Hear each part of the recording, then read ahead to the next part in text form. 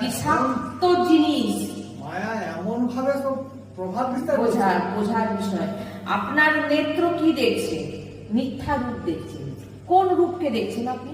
একদিন যদি সে যদি তার নিজের স্নান না করে, চোখ পরিষ্কার, মুখ পরিষ্কার, নাক পরিষ্কার, সর্ব অঙ্গ যদি পরিষ্কার না করে একদিন, দুদিন, এক সপ্তাহ তার গা ধরে তার কোনো ঘৃণা না লাগে। কোন রূপকে দেখছেন আপনি? ক্রিয়া বিনোদনকে দেখুন।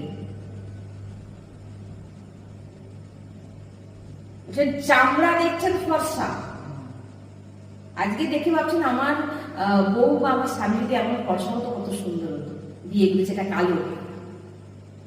বলছেন চামড়া ফর্সা হোক আর কালো হোক, যে রকমই মোটা হোক রোগা হোক, আপনার নেত্র এই যে তাকে যে দেখছে, আপনার যে দৃষ্টিটা, এটাই হচ্ছে একদম আপনাকে নরকের দিকে একদম আপনার পুরোপুরি পতন।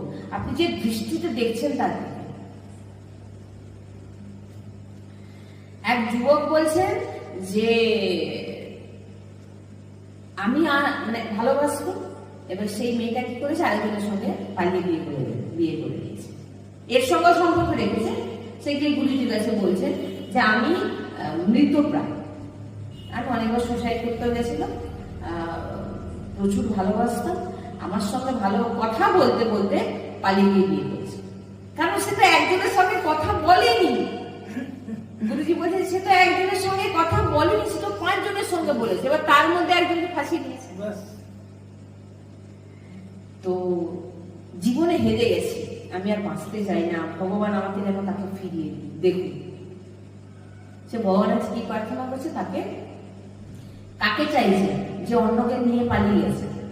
সে যদি কোনো ফিরেও আসে আপনার কাছে কিছুদিন থেকে, তার আকর্ষণ মিটে গেলে সে আবার অন্য কারো কাছে পালিয়ে যাবে, বা আপনি অন্য কারো কাছে চলে যেতে পারেন। আপনার দৃষ্টি অন্যদিকে, কারণ এই নেত্র কাকে কোন সময় দেখে আপনার কিরকম ভাবনা জেগে যাবে তো আপনি জানবেন না। না,